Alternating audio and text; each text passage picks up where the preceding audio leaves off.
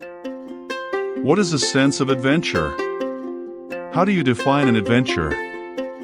The Oxford Dictionary defines an adventure as an unusual, exciting, and possibly dangerous activity, such as a trip or experience, or the excitement produced by such an activity. So where does someone get a sense of adventure? I would surmise that a sense of adventure is an inherited trait. From pioneers. From your ancestors. They were risk-takers who fought to improve their lives in early America. We may have not known them personally, but their genes shaped and molded our actions and dreams.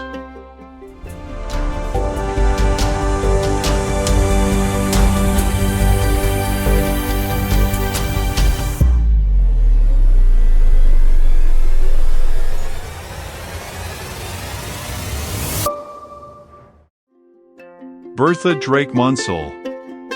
She was my great-grandmother. When I knew her, she looked like the photo on the left.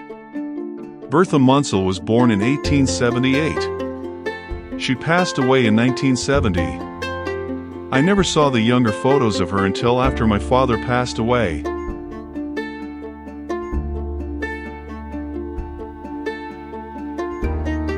Oliver Joseph Saltz was born in 1872.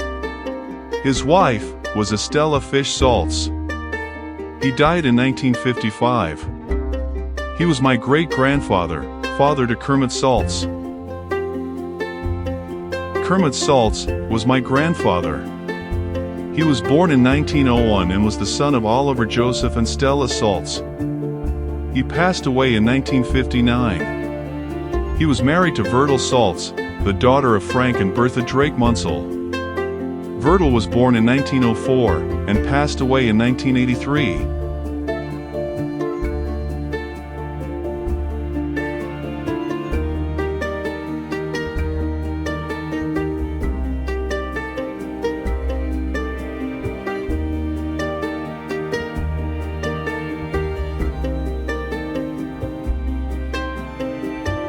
Virtle and Myrtle Munsell were the twin daughters of Bertha Drake Munsell. Born in 1902, Myrtle contracted encephalitis and passed away in 1906. Virtle grew up and later gave birth to my father, Rowland Saltz. Rowland Saltz was born in 1930. My father was raised on a farm in West Mansfield, Ohio. The Saltz family settled along State Highway 68. From Springfield, Ohio in the south, to West Mansfield, Ohio to the north. I was born in Urbana, Ohio. My grandparents from both sides of the family, since I knew them, lived in West Liberty, Ohio. Oliver Joseph Saltz owned the farm in West Mansfield.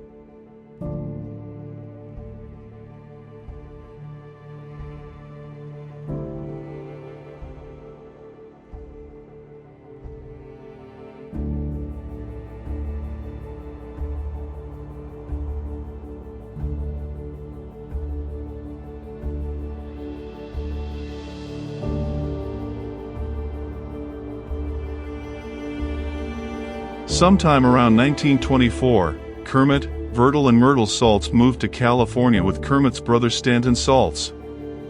This would not have been an easy adventure. There were very few roads or fuel stops along the way. No highways. This trek would have taken them several weeks to complete. Along the way they saw many other pioneers as they headed westward. The back of the photo read, "We saw hundreds of prairie schooners, like this one, along the way." Later, Oliver Joseph Saltz followed his sons and moved to Bakersfield, California. Here he established a grocery store, O.J. Saltz and Son.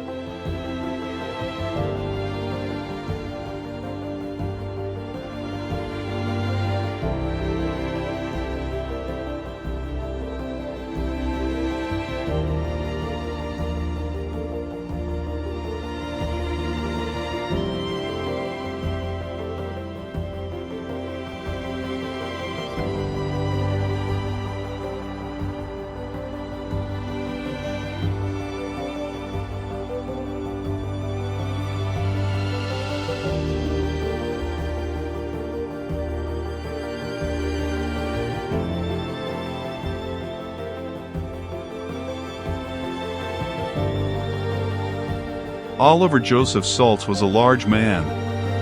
I believe that it was he who gave me my size. As you can see, he towers over his son Kermit. Sometime after their adventures in California, my grandparents returned to West Mansfield, Ohio, and gave birth to my father. At one point they moved to West Liberty, Ohio. This is where I knew them from. Their time in West Mansfield was long before my parents met.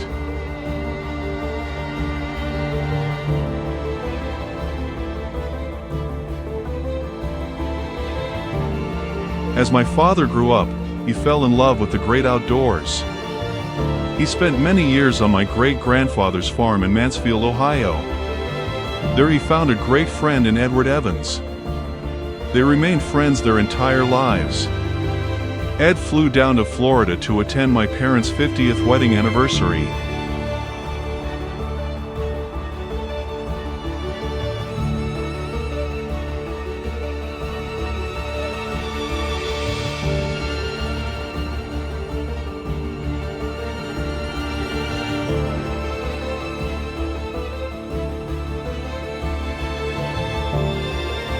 As my father matured, he found another love: music.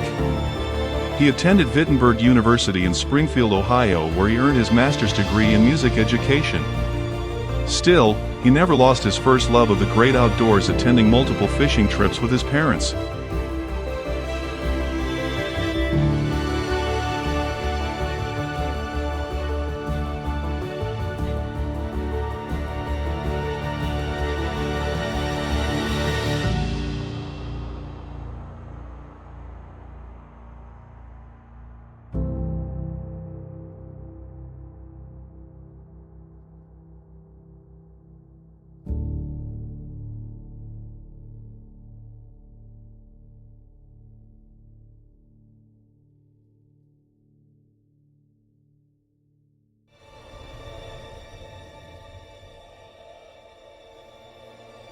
The Korean War broke out in 1950. My father was drafted into the Army like many young men at that time. This opened up a whole new adventure for my father. He worked as the company clerk for the 16th Engineer Brigade. One aspect of his job was to act as the rear door gunner on the mail truck. He told us of riding shotgun the back of the mail truck as they came under fire. The North Koreans had blocked off the road. They knew that by stopping the mail would result in lowering the morale of American soldiers. He said that if were not for the quick thinking of his driver, who quickly ran off the road and down the mountain, they would not have survived. He further explained that he was so scared that all he could do was keep his finger firmly pressed on the trigger of his machine gun. Kermit had promised his son that when he returned from Korea, that they would take a trip to Kebinakagami Lake. Kebi, for short, is a lake in central Ontario, Canada. A true fisherman's paradise. Kebi is very remote. It can only be reached by seaplane or by packing up your gear on a train and unloading it onto a boat. They rented a boat from Kebi Lodge to assist them in their adventure.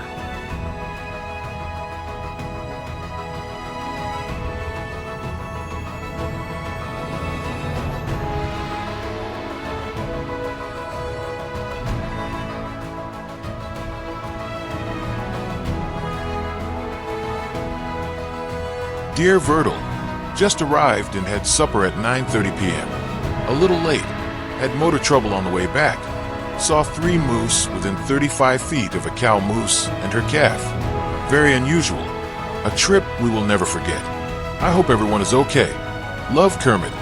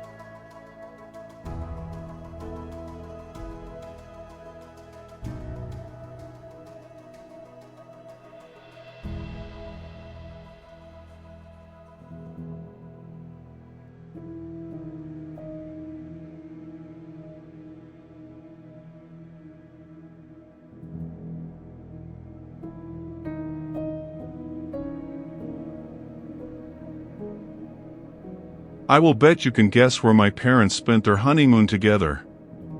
My father, like his father before him and myself, loved to share adventures with the ones they love, taking them to places that held a close place in their hearts.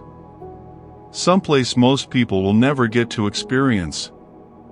You would be correct thinking that they would head up to Kaby Lake, miles from civilization and the nearest road. I'm pretty sure it is still like that today. An adventure never to be forgotten.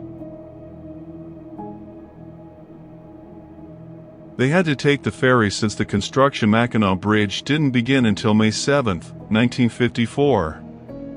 The bridge opened on November 1, 1957. The Mackinac Bridge is a suspension bridge that connects the upper and lower peninsulas of the state of Michigan.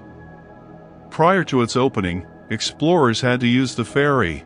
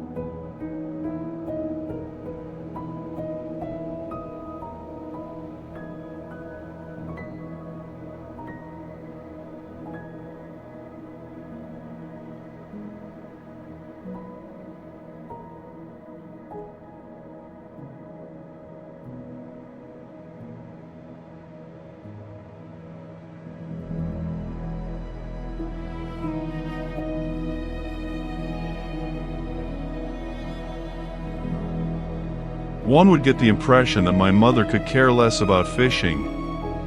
That would be far from the truth. Like my father and my wife, she fell in love with the adventures to be had in the great outdoors. Fishing was no different for her. I am not a huge fishing fan, but to have the chance to see, hear, and experience things that most people will never encounter drives me to continue our adventures.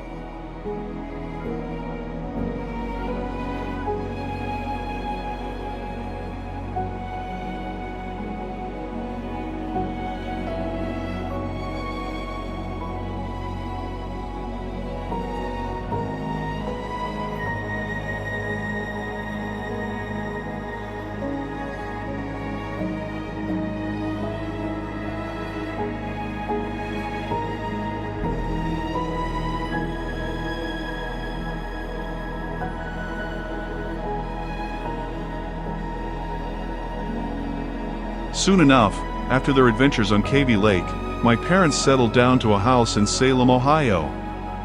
My father became a music teacher in the Salem School District.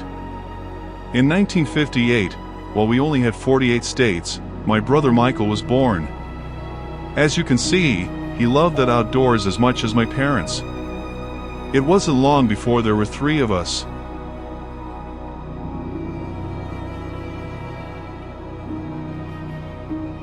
In 1968, when I was at the tender age of 8, my parents decided it was time to share their love of Kaby Lake and outdoor adventures with us. We had moved to Columbus, Ohio when I was 3. My father started teaching private piano lessons. However, we didn't get the luxury of staying at the lodge. Instead, we would spend 3 weeks on a remote island, sleeping in a tent under the stars. The trip from the train station to the river was stunning. It required us to be dropped off at the Ober River. Here, we unloaded all of our gear for the next 3 weeks of adventure.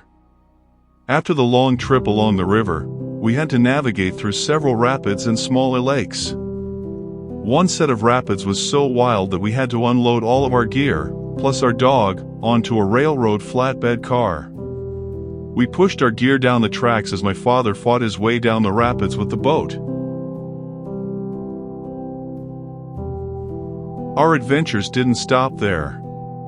We had an opportunity to explore an old mine.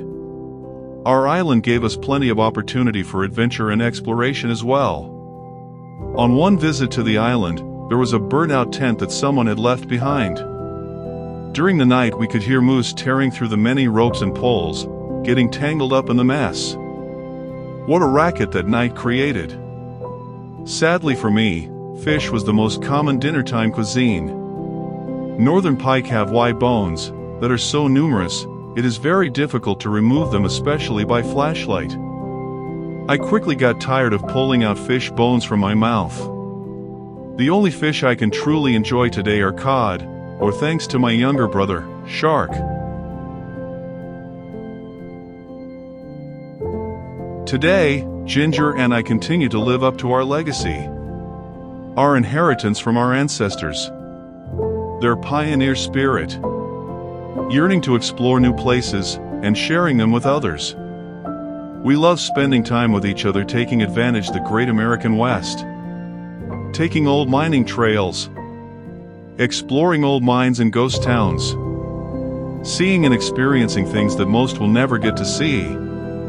We love sharing these adventures with our children, encouraging them to do the same.